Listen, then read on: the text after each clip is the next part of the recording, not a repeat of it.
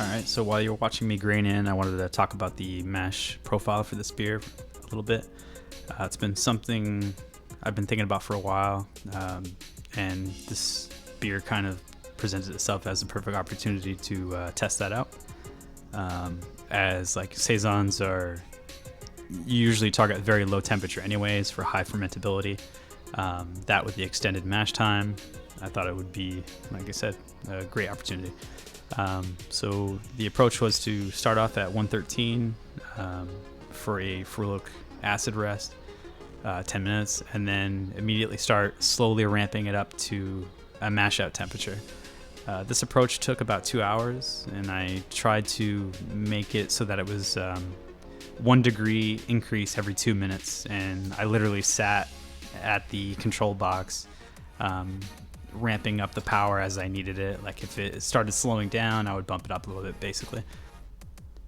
Part of the reason I wanted to do this was to increase the phenols in the finished beer.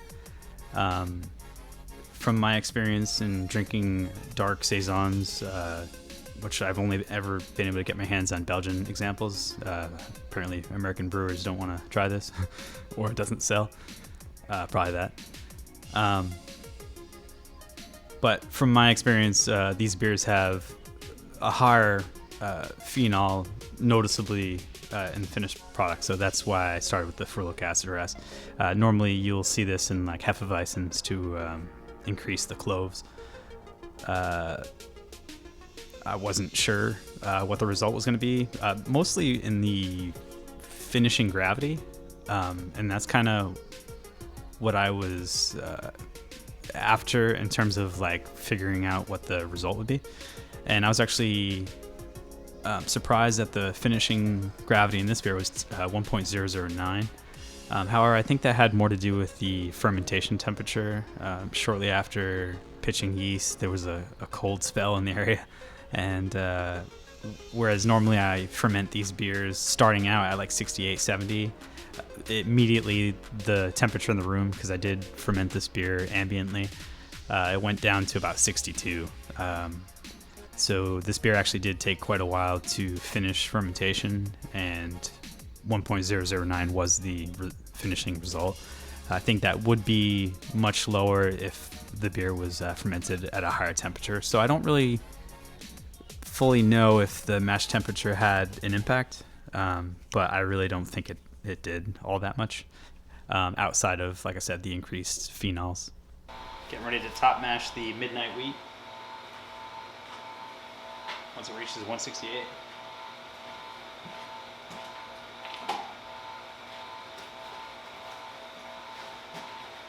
Oh yeah, and I'm literally gonna stir them with a spoon, lightly on top. You don't want to disturb the grain bed too much.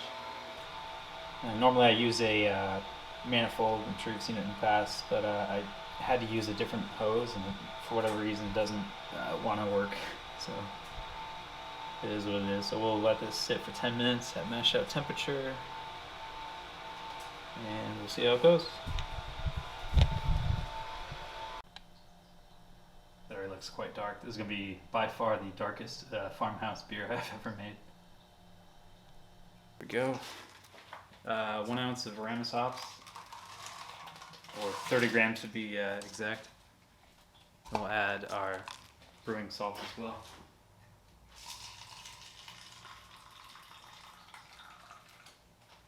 I usually add half in the mash and half in the boil.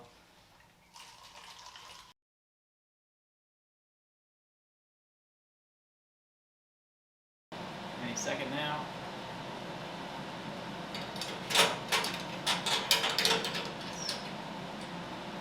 Not do that like that.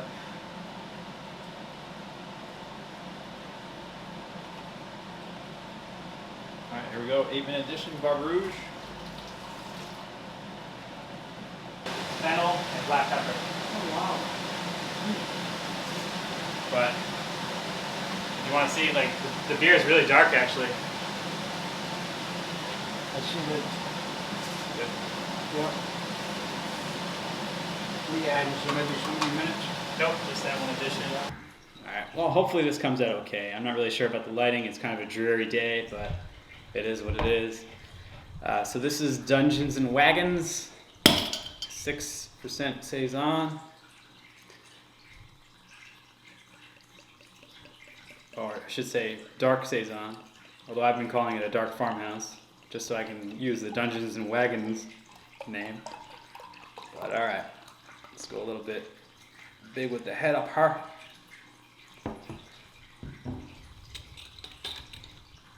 Alright, so once again, way darker on camera than it is in person. In person I can actually see a lovely orange hue, deep orange, more like almost a burgundy, but on camera it looks dark as fuck. Looks like a goddamn porter. Let me see. Oh, you know what? Light test again.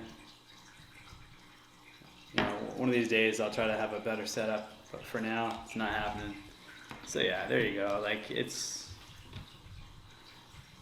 is quite dark, but not as dark as it looks on camera. Anyways, so probably not the most visually appealing or stunning beer I've made, but it is what I was going for. That being said, I would probably, it's 13 SRM, so I'd probably bump it down by 2 or 3. Kind of let that color show more. This beer, I feel like I'm talking really loud. I waited almost 3 months before I kegged it. During fermentation, it was very phenolic forward, or phenol forward. So I let it just kind of chill out for a while before I kegged it. It's been in the keg for a little over a week. And yeah, this is it. So yeah, I went over the visuals already, so I'll shut up about that. But we'll take a nose. And yeah, so very interesting thing about this beer is I'm very surprised at how hop-derived the aroma is, given that it's only a half ounce of Barbe Rouge at 8 minutes. And then, you know, we're talking it sat for 3 months. But yeah, you pick up like red berry notes, like right off the bat. I'd say probably more towards raspberry, or kind of like a sort of like a blend between raspberry and strawberry. It's like somewhere in between there. But of course you do get a little bit of that phenolic aroma. That's something I've noticed a lot with especially Belgian style darker Saisons. I haven't really seen any American examples, but anyways, so yeah, little phenolic. I wouldn't say clove, but I really don't know how to describe what it smells like, but it's clearly a phenolic aroma. And there's a touch of spiciness on the aroma as well, which I would think that was also a yeast aroma, or yeast-based or yeast byproduct aroma.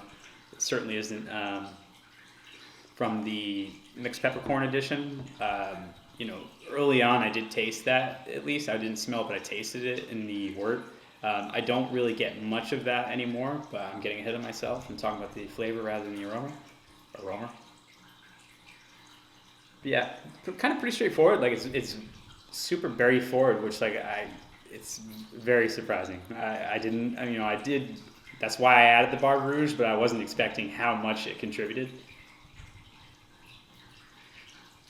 Anyways, yep, let's, I'm going to go over the taste. I don't want to spend all day trying to fail miserably explaining what it smells like.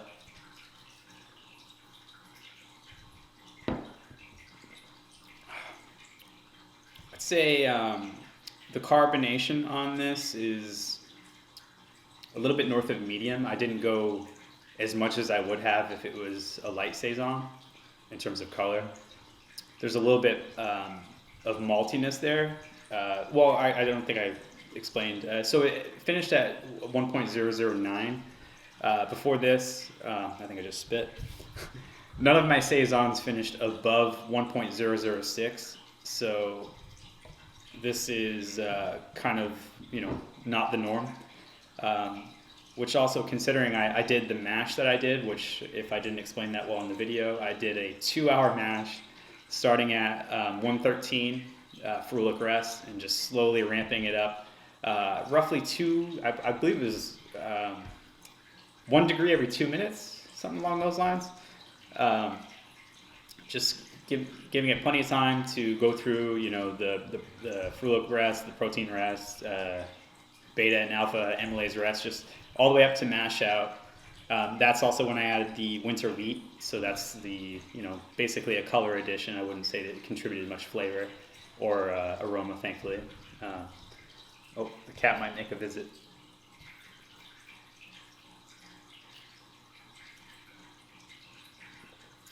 Yeah, so there's a touch of maltiness there. It's not too much, thank God. Saison shouldn't be a malty beer. It should finish dry. This beer does finish dry. I'll probably get into that a little bit later in terms of the water profile.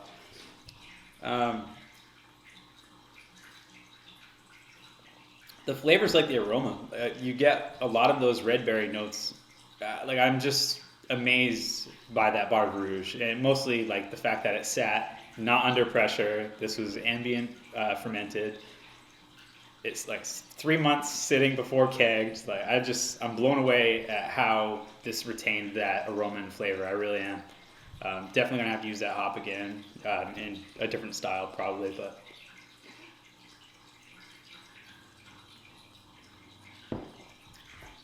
There's a slight spicy finish as well. Probably both yeast derived and maybe a little bit of that black pepper, or actually it was mixed peppercorns. It wasn't just black pepper, and I also did 1 gram of toasted fennel. I toasted the peppercorns as well, but honestly, in something like this, you're looking for nuance when it comes to the spices. You're not trying to make a black pepper bomb, or that goes with anything really. Like, you're just trying to provide a little bit of uniqueness, kind of experiment a little bit and have a little bit of fun, that's where the fennel came in really. I should have probably used more.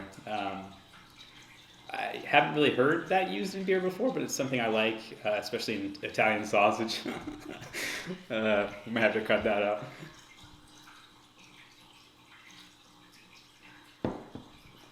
Actually, that's where that idea came. That reminds me. I had an idea. I haven't done it yet, but I was trying to make an Italian Saison, basically using spices that are used in Italian cooking, which I will get to at some point. And of course, fennel is one of those.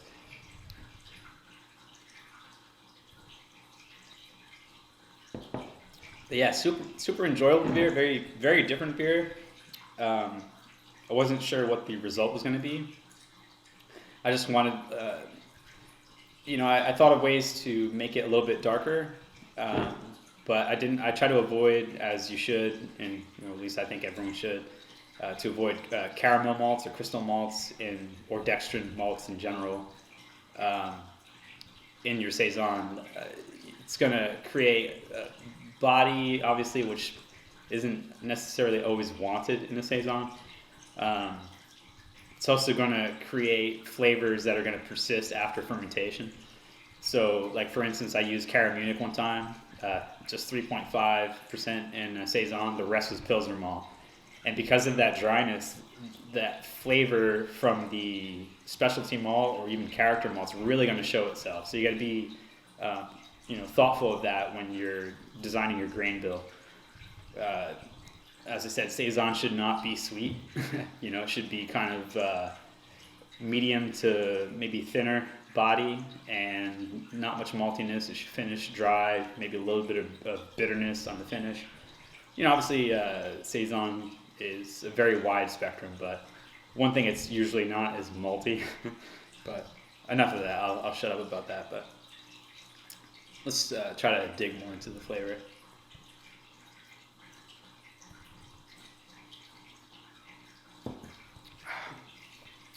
So actually, yeah, that's another thing. Like, this is not the first glass I've had of this. It's probably like the maybe fourth.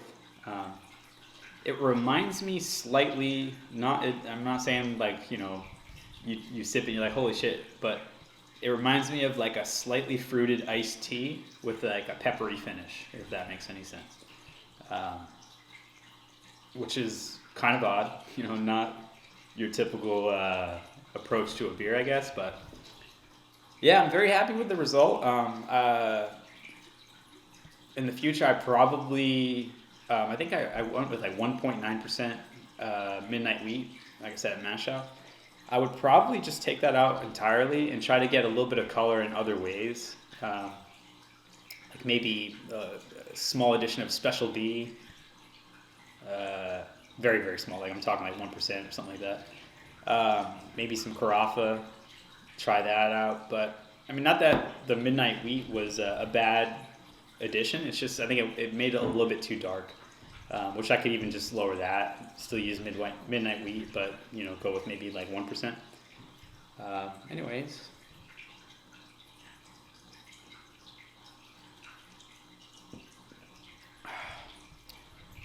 yeah, mouthfeel is very good on this. Like I'd say, yeah, it's more towards like a medium. It's a Saison with a little bit of body. My cat's right behind the camera. Leave it alone, buddy. Oh, this just got interesting. Oh, there he is. At least introduce yourself. Come over here, bud. Floyd, come here. There we go. At least say hello. There we go. What's up? All right, this turned into a different channel just now. All right, buddy. So, back to the beer. He'll probably just jump right back up here, just so you know. Yeah, I don't know. It's kind of a weird, intriguing beer. It was just me trying to get a little experimental with the style. As you guys who have watched a couple of my videos or see me on the Hoppy Hour, I love Saison. It is legit my favorite style. It's something I'm trying to explore more and more. I did make another dark farmhouse, like I said, with the Carrot Munich. That was more towards the approach there was to make a beer that I could blend with other saisons, and also I have a couple of sour projects going. So that's always a part of my thought process when making a saison, is to think about how it could be used as something to blend with my other projects, like I said, I got going on. But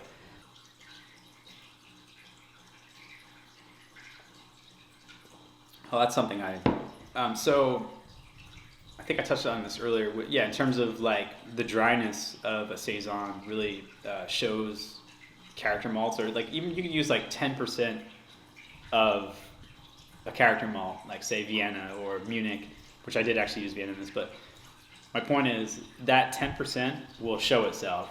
Or if you use like a specialty malt, even like that like 3.5% range will really show itself in a saison because of its dryness. So in this beer, there was a little bit of red wheat which I had left. I didn't have much of it. I don't remember exactly how much, but it came out to be about 5% of the grain bill. But it wasn't like I just toss that in, who cares. I have used red wheat before in saisons. I think the one that comes to mind, I used around 13%, and that wheat flavor still came through in the beer.